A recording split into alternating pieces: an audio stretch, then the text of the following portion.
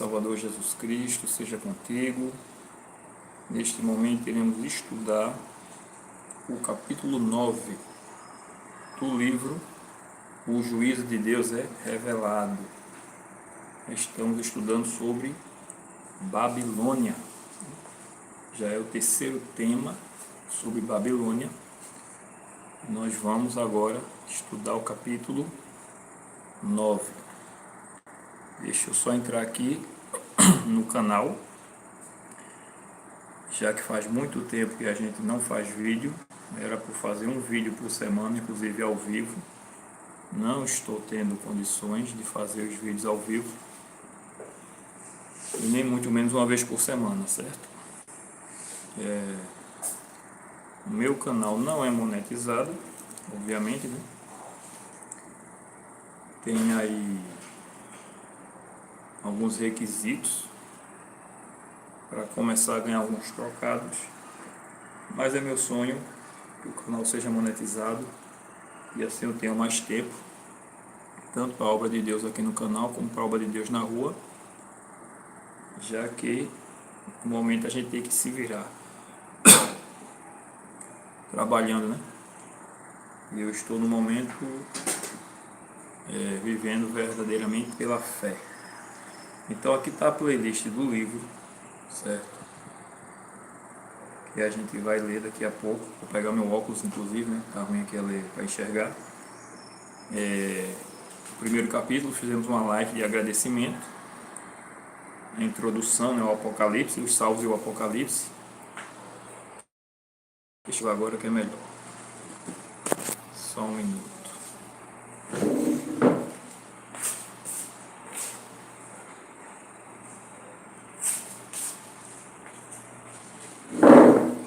Pronto. Agora, então veja a live de agradecimento, certo? O segundo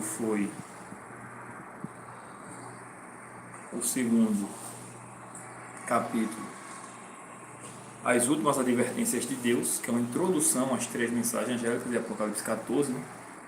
Que é exatamente o que esse livro é baseado, fundamentado nas três mensagens angélicas. Aí vem o capítulo 3, chegou a hora do seu juízo, fala da primeira mensagem angélica. Capítulo 4, o milênio e a comprovação, ainda sobre a primeira mensagem angélica. Capítulo 5, o juízo final, também ainda sobre a primeira mensagem angélica, versos 6 e 7, de Apocalipse 14. Aí vem o capítulo 6 do livro, a norma do juízo final, que é exatamente os 10 mandamentos. E aí começa a Apocalipse 14, verso 8, que é a segunda mensagem, mostrando quem é Babilônia, certo? Então nós estudamos a primeira parte, estudamos a segunda parte, e agora a terceira parte e a parte final, que é sobre quem é Babilônia. Vemos aqui que Babilônia é exatamente a igreja de Roma, a figura do papado. E aqui nós vamos abrir o livro, no capítulo 9, lembrando que, embora seja realmente um estudo até certo ponto aprofundado, mas o assunto aqui do juízo angélicas, ele não é esgotado, né? Embora tenha muita coisa realmente, são 160 páginas, mas não é um assunto esgotado, certo? Há muito que se falar ainda. Embora tenha realmente bastante coisa. O celular está travando um pouco, faço as coisas pelo celular, certo? Então vamos ter um pouquinho de paciência. Certo? Então são muitos versos bíblicos, muito estudo, certo? E muito comentário. Ou seja, não é necessário ficar lendo, fazendo os comentários, porque os comentários já estão todos aí, embora não seja realmente um assunto esgotado. Eu não vou também fazer nenhuma introdução e nenhuma recapitulação dos temas anteriores. Se você quiser, você pode acessar aí o canal e procurar na playlist e acessar os temas anteriores para compreender, né? Se você estiver pegando esse assunto, por exemplo, pela primeira vez. Oremos. Senhor nosso Deus, nosso Pai, neste momento louvamos e te agradecemos pela oportunidade de estudarmos a Tua Palavra, né? Dessa vez em Apocalipse 13 e no tema 9, capítulo 9 desse livro, desmascarando quem é Babilônia e suas ações ao longo da história contra a lei de Deus. E pedimos o Teu Espírito para a melhor compreensão, em nome do Senhor Jesus. Amém. Daniel 7, verso 7 está escrito: Depois disto eu continuava olhando nas visões da noite, e eis aqui o quarto animal, terrível, espantoso e sobremodo forte, o qual tinha grandes dentes de ferro.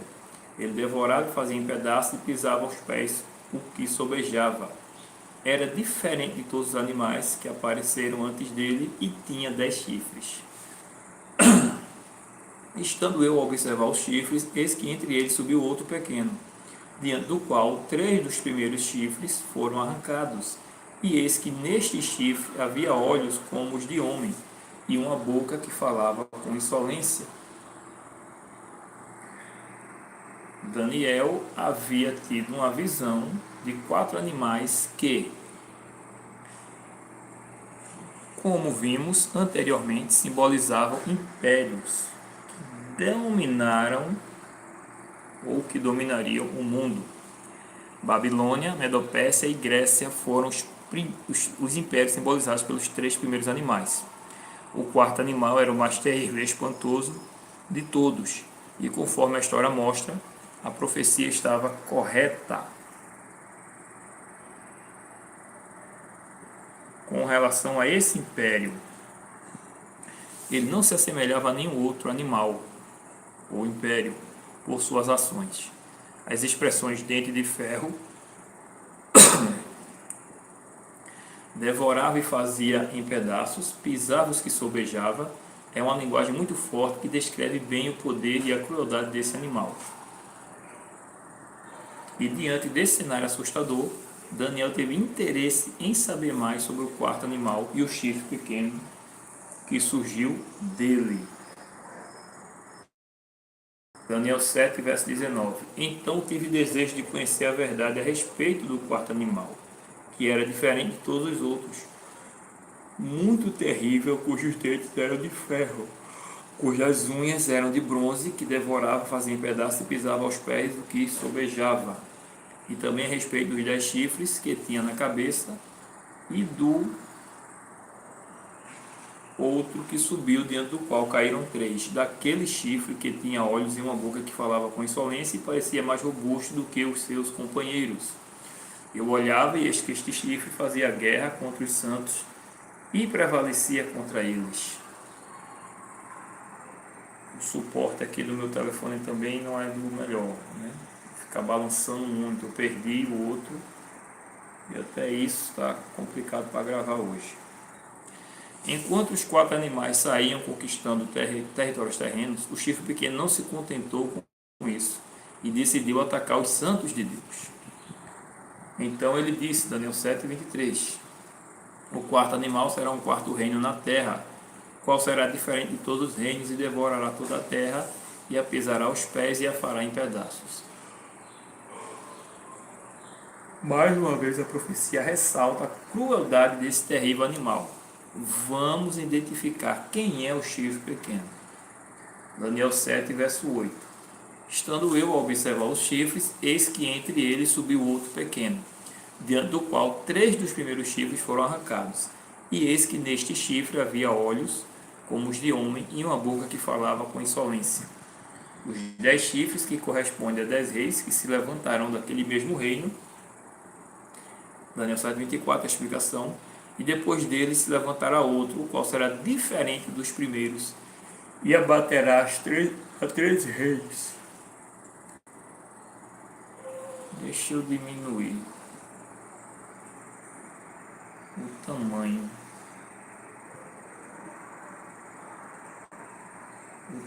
Da minha tela.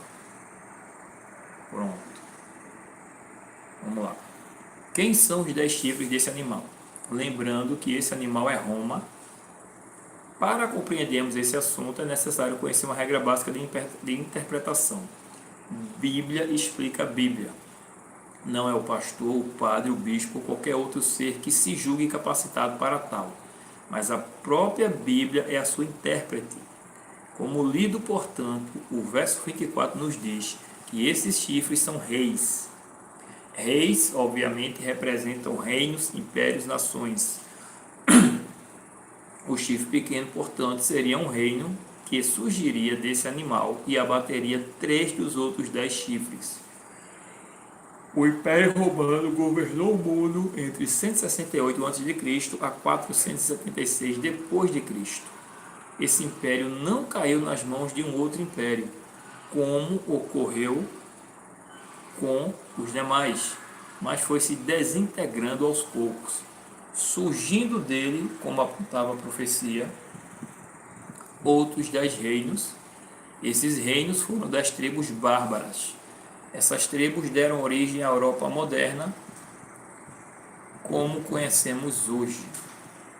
Aqui está um mapa, né? E aí vem explicando as tribos: os anglos, os francos, os visigodos,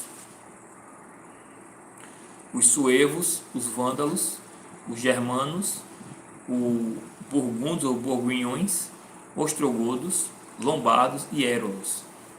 E aí os países a quem essas tribos deram origem: Inglaterra, França, Portugal, Espanha, Alemanha, Suíça, Áustria, Itália, a própria Itália, né? Apesar de ser pequeno, esse chifre fez um grande estrago na história da humanidade e principalmente contra o povo de Deus. Alguns estudiosos da Bíblia, como Isaac Newton e Martinho Lutero, por exemplo, identificavam esse poder como sendo Roma Papal, Igreja Católica Apostólica Romana. É importante sabermos que Roma Papal já atuava antes do fim do Império Romano. Abaixo segue algumas das heresias implantadas pelo papado no cristianismo. Para você que pegou o estudo agora, certo? É importante que você acompanhe o capítulo 7 e 8, para você entender que a meretriz, Babilônia e Apocalipse e o chifre pequeno são o mesmo poder, ou seja, a Igreja Romana, certo? A Igreja Católica Apostólica Romana. Então veja, repetindo, algumas das heresias implantadas pelo papado no cristianismo: a veneração dos anjos e dos santos e a utilização de imagens no ano 370 depois de Cristo. Paulo já alertava contra a apostasia, ou seja, a apostasia é abandono da fé genuína, e surgiria dentro da igreja, e Pedro já identificava a cidade de Roma como Babilônia.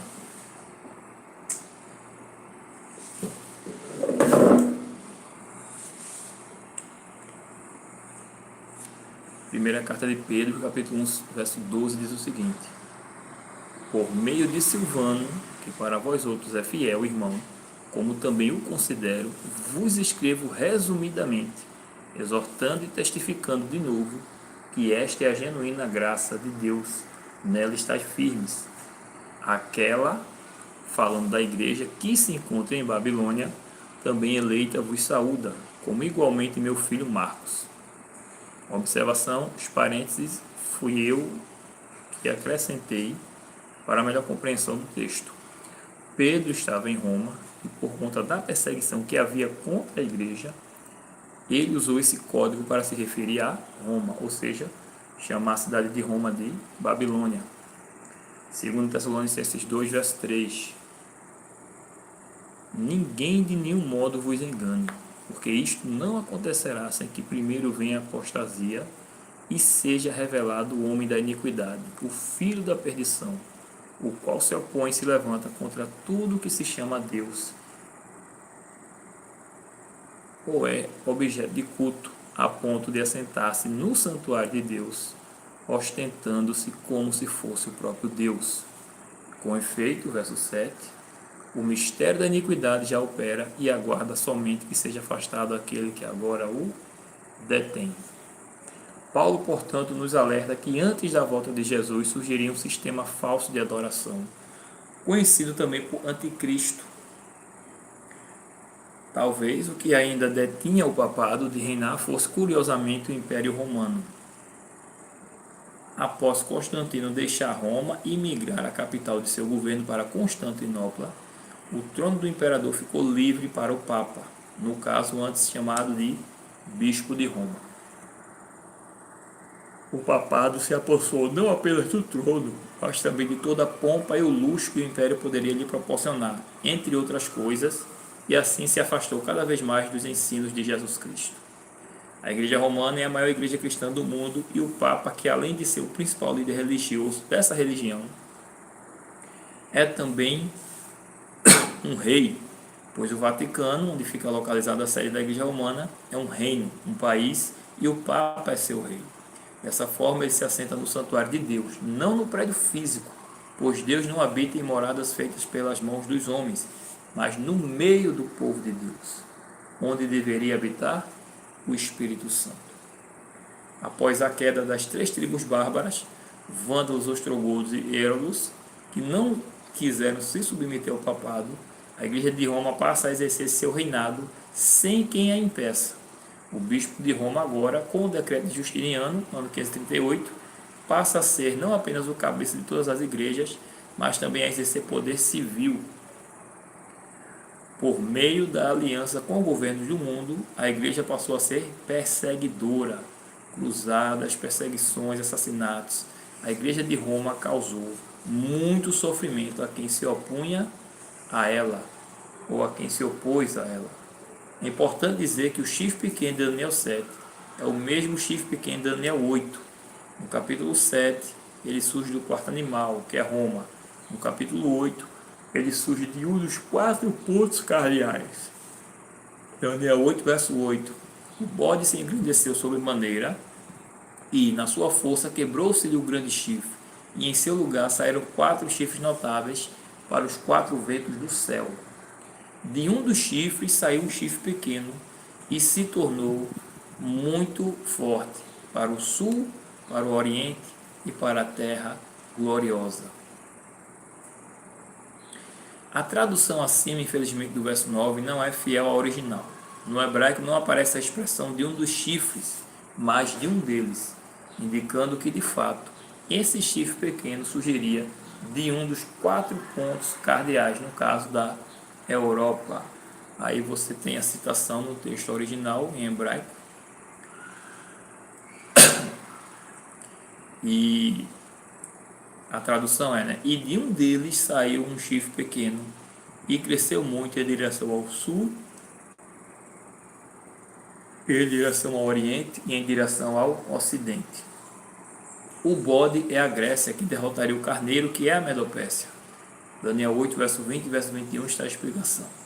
Na época de Alexandre o Grande, o chifre notável entre os olhos do bode foi Alexandre o Grande, e os 4 chifres que saíram em seu lugar foram seus 4 generais, Cassandro, Licímaco, Ptolomeu e Seleuco, que assumiram o império e depois o dividiu. Portanto, o bode é a Grécia, na época de Alexandre o Grande. A profecia ainda relata o tempo que isso ocorreria, Qual período, qual rei. Em Daniel 8, podemos afirmar, portanto, que o chifre pequeno teria 2 fases. Uma como Roma imperial e outra como sendo Roma papal. Roma papal seria uma extensão de Roma imperial. Por que dizemos isso? Porque após a morte de Alexandre, o Império Grego ficou dividido em 2 reinos, Reino do Norte e Reino do Sul. O Reino do Norte, governado pelos Seleucidas, com a Síria, e o Reino do Sul, governado por Ptolomeu no Egito. Depois que Roma derrota Antíoco III Epifânio, passa a ser o rei do Norte.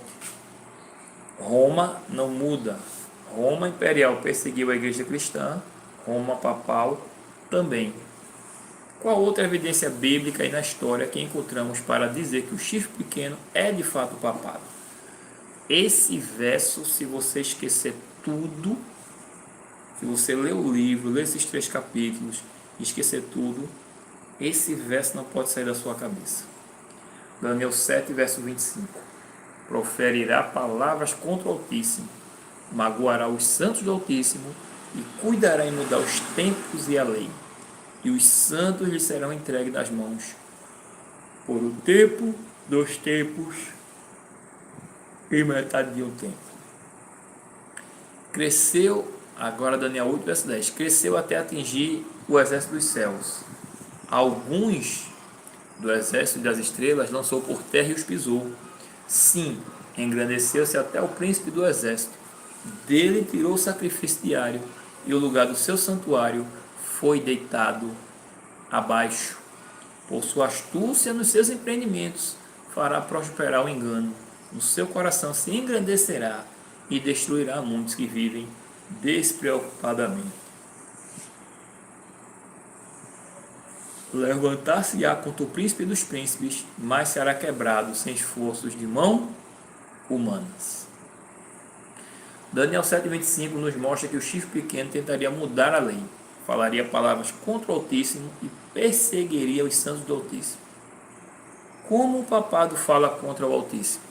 Quando ele arrota o direito de ser Deus na terra, afirmando que fora da igreja não existe salvação, colocando na mente das pessoas um Deus tirano que está sempre pronto a castigar e que criou um lugar de tormento eterno para os perdidos, inclusive queimando pessoas por vários milênios até agora, entre outras barbaridades e heresias que o papado criou, como vimos um pouco acima, anteriormente. A Igreja de Roma ensina a salvação pelas obras, pois se alguém vai ao purgatório, significa que o sacrifício de Cristo não foi perfeito nem válido. A Igreja blasfema contra Deus ao querer advogar o perdão dos pecados para a salvação, colocar intercessores no lugar de Cristo e mudou a lei dos 10 mandamentos de Êxodo 20. Aqui nós temos uma comparação entre os 10 mandamentos da Bíblia e os 10 mandamentos da Igreja Católica. O que acontece? Nos 10 mandamentos da Bíblia, o segundo mandamento diz para não fazer imagem de escultura, nem adorá-la, nem prestar culto. E o quarto mandamento manda lembrar do dia de sábado e o santificar. E o 10º mandamento manda não cobiçar as coisas alheias. No catecismo, nos 10 mandamentos da Igreja Católica, o segundo mandamento ele foi excluído. Não existe o segundo mandamento, que proíbe a utilização de imagens de escultura. Consequentemente ficaram apenas 9, mas para não ficar apenas 9, o 10º mandamento, que diz para não cobiçar as coisas alheias, foi dividido em 2. Então o 9º mandamento ficou não desejar a mulher do próximo e não cobiçar as coisas alheias, o 10º. Consequentemente, excluindo o segundo mandamento, o 3º passou a ser o segundo, o 4º o 3º, o 5º o 4º, sucessivamente, até chegar na divisão do 10º mandamento. Só que no 4º mandamento da lei de Deus, que manda lembrar do dia de sábado para o santificar, aparece o 3º mandamento da Igreja Católica, que diz para guardar domingos e festas. Ou seja, excluir o segundo mandamento, mudar o 4º mandamento da lei de Deus e mudaram também o 10º mandamento, dividiu em 2. Então, os mandamentos escritos pelo dedo de Deus: primeiro mandamento, não terás outro Deus diante de mim, não farás para ti imagem de escultura, não tomarás o nome do Senhor teu Deus em vão, lembra-te do dia de sábado para o santificar, honra teu pai e tua mãe para que se prolongue os teus dias na terra, não matarás, não adulterarás, não furtarás, não dirás falso testemunho contra o teu próximo, não cobiçarás as coisas do teu próximo. Já no mandamento do catecismo, você pode comparar aí, realmente foi excluído 2 mandamentos, e um foi mudado, foi o 4º mandamento, excluído e alterado. Os mandamentos da Bíblia foram escritos pelos dedos de Deus, né? Os 4 primeiros mandamentos enfatizam o nosso amor a Deus e os 6 últimos, nosso amor ao próximo. Já os mandamentos do catecismo foram escritos pelo dedo do homem. Aqui está a explicação também. Outro detalhe é o tempo profético. Em Daniel 7:25, ele agiria por 42 meses, ou seja, um tempo, 2 tempos e metade de um tempo. Daniel 11:13. Tempo significa ano, como já explicado em capítulos anteriores. Sendo assim, teríamos 3 anos e meio de supremacia papal, 1260 dias proféticos, considerando cada mês com 30 dias. Então, 1260 anos, que vai do ano 538, com o decreto de Justiniano, até 1798, né, com a prisão do Papa Pio VI. Já em Daniel 8,14 aponta que após essa supremacia papal, mais exatamente após 2.300 anos, se daria o início do juízo, pois o santuário seria purificado. E foi saber disso que deixou Daniel confortado. Daniel 7, verso 26. Mas depois se assentará o tribunal para lhe tirar o domínio, para o destruir e o consumir até o fim. Daniel 8, verso 17. Veio, pois, para perto de onde eu estava. Ao chegar ele, fiquei amedrontado e prostrei-me com o rosto em terra. Mas ele me disse: Entende, filho do homem, pois esta visão se refere ao tempo do fim. Por sua astúcia, Daniel 8:25, nos seus empreendimentos fará prosperar o engano. No seu coração se engrandecerá e destruirá a muitos que vivem despreocupadamente. Levantar-se-á com o príncipe dos príncipes, mas será quebrado sem esforço de mãos humanas. Ambos os chifres, portanto, são os mesmos e serão destruídos de forma sobrenatural, ou seja, sem auxílio de mãos humanas. Aleluia! Outro detalhe do chifre pequeno é a sua ascensão. Primeiro, ele ataca horizontalmente, ou seja, ele ataca os governos terrestres. Depois ele atinge o céu. Daniel 8, verso 9, de um deles saiu um chifre pequeno e se tornou muito forte para o sul, para o oriente, para a terra gloriosa. Cresceu até atingir o exército dos céus. Algum do exército lançou, cresceu, Daniel 8, verso 10, cresceu até atingir o exército dos céus, alguns do exército, e das estrelas lançou por terra e os pisou. Sim, engrandeceu-se até o príncipe do exército, dele tirou o sacrifício diário, e o lugar do seu santuário foi deitado abaixo. Isso é uma figura de linguagem, obviamente, porque nenhum homem foi lá no santuário celestial e mudou a lei de Deus, por exemplo, né? Nem tirou Jesus Cristo do lugar dele.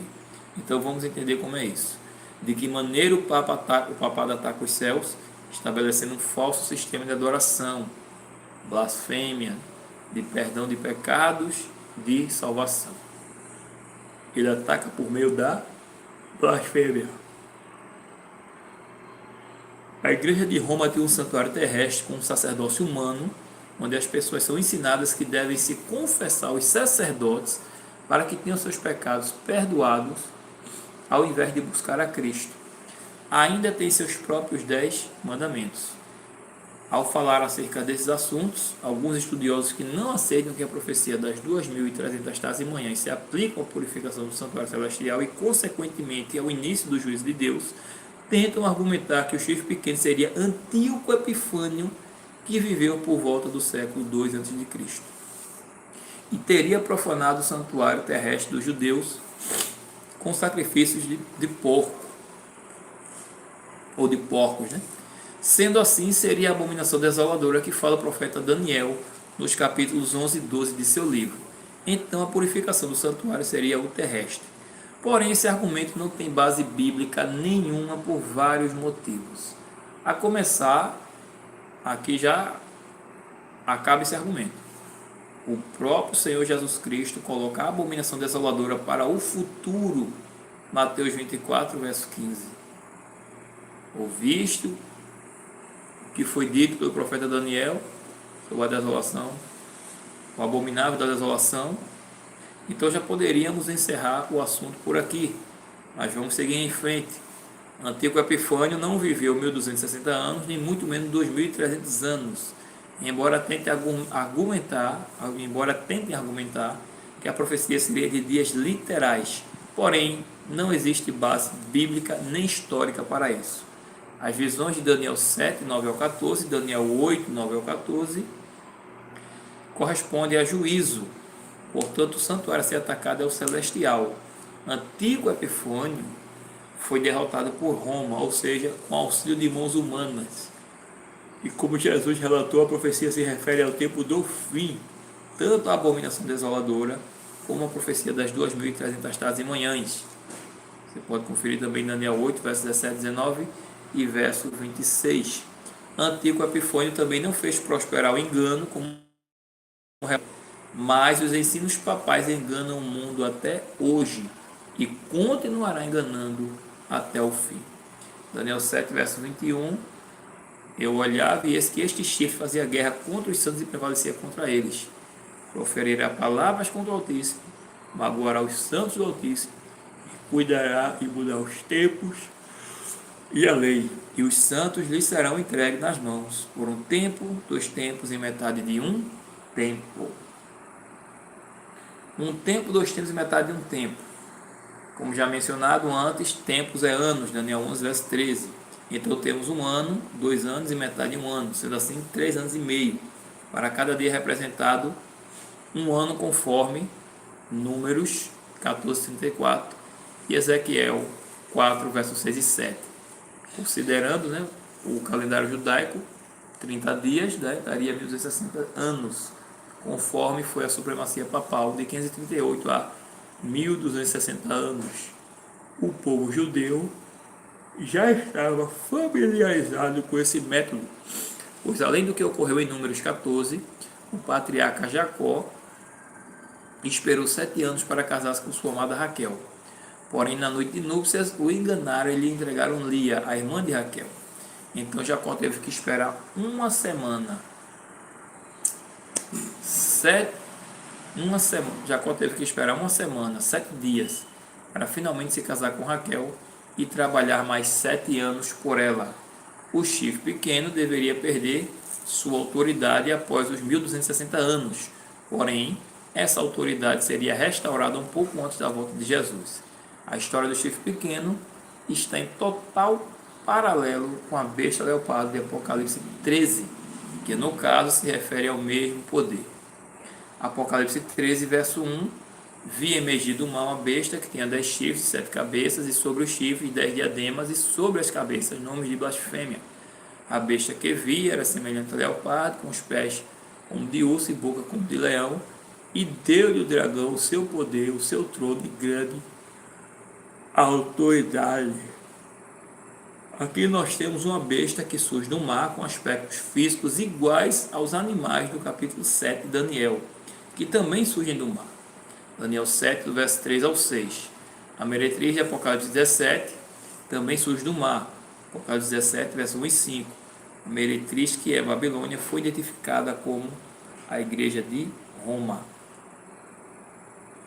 Então vi a mulher embriagada com o sangue dos santos e com o sangue das testemunhas de Jesus. E quando a vi, admirei-me com grande espanto. Falou-me ainda, Apocalipse 17, verso 15. As águas que viste, onde a meretriz está assentada, são povos, multidões, nações e línguas. A mulher que viste é a grande cidade que domina sobre os reis da terra.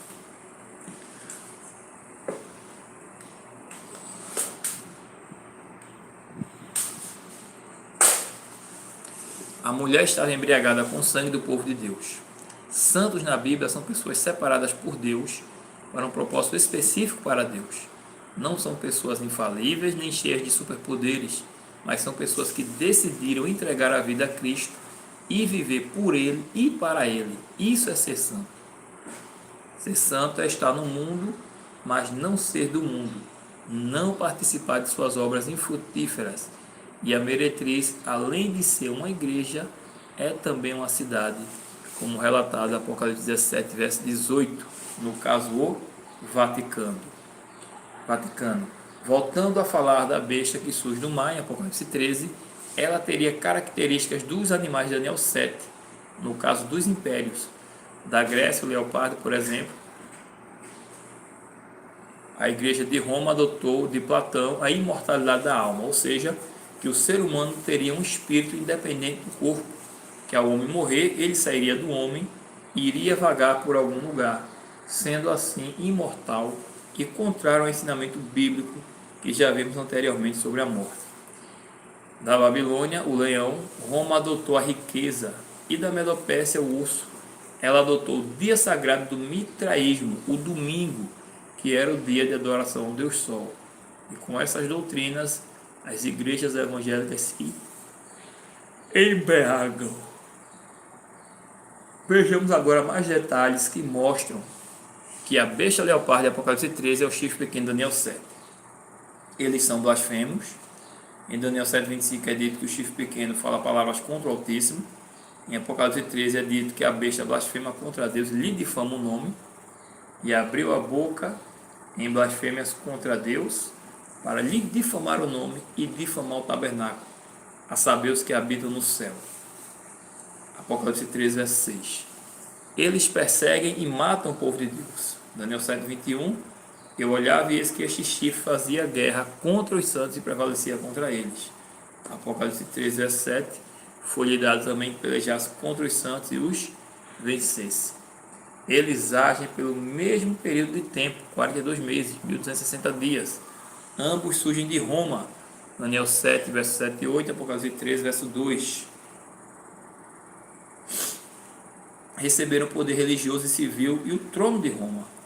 Um detalhe interessante é que as palavras usadas para trono são catedra, do grego, e sedes, do latim, as quais são traduzidas por sé. O edifício onde fica o trono do Papa é chamado de sua catedral, e a cidade na qual fica o trono do Papa é chamada de a Santa Sé. Em 1798, como já dissemos, o papado sofreu um golpe mortal com a prisão do Papa Pio VI, pondo fim assim à supremacia papal, e pensava-se que nunca mais o papado iria se reerguer. Porém, a profecia afirma que no tempo do fim o papado seria restaurado. Apocalipse 13, verso 3. Então vi uma de suas cabeças como golpeada de morte, mas essa ferida mortal foi curada, e toda a terra se maravilhou seguindo a besta. O processo da cura da ferida mortal teve início com o Tratado de Latrão, em 11 de fevereiro de 1929. O Vaticano passou a ser Estado, o reino, comunidade própria, guarda própria, banco próprio, etc. Portanto, o Papa é um rei, e quando a ferida mortal for totalmente curada, todos os habitantes da terra que não tiverem seus nomes escritos no livro da vida do Cordeiro adorarão a besta. Apocalipse 13, verso 8. E adorá-la-ão todos os que habitam sobre a terra, aqueles cujos nomes não foram escritos no livro da vida do Cordeiro, que foi morto desde a fundação do mundo. No próximo capítulo veremos mais sobre as ações de Babilônia contra a lei de Deus. E por enquanto, eu tenho uma pergunta a te fazer. Você já tem escrito o teu nome no livro da vida do Cordeiro? Você já tem o teu nome escrito no livro da vida do Cordeiro? Confesse teus pecados a Jesus Cristo agora mesmo e entregue a tua vida a Ele enquanto é tempo. Próximo tema será o capítulo 9, as ações de Babilônia contra a lei de Deus, parte 1. Que Deus seja louvado, que você curta o vídeo, compartilhe, comente também se tiver alguma dúvida, e espero que você seja iluminado, que Deus lhe abençoe, você seja iluminado com essas verdades bíblicas e se liberte daquilo que tem amarrado, daquilo que tem lhe feito esquecer das coisas de Deus. Que Deus te abençoe em nome de Jesus. Santo Deus que estás nos céus, nesse momento louvamos e agradecemos por mais o estudo da tua palavra. Te rogamos, perdoa nossos pecados, Senhor, em nome de Jesus. Derrama a tua graça sobre nós, nos abençoa. Batiza-nos com teu Espírito Santo, Pai bendito. Em nome de Jesus. Amém.